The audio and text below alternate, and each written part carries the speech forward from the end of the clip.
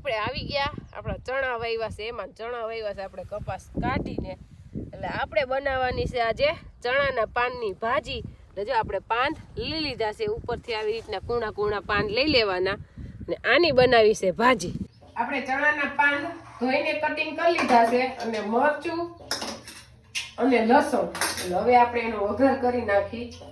રાઈ જીરું હિંગ અને હળદર હવે આપણે એમાં નાખી દઈએ લસણ તેલ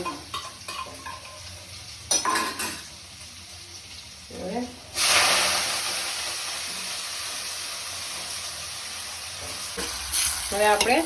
મિક્સ કરી લઈને થોડીક વાર ચડવા દઈએ આપણી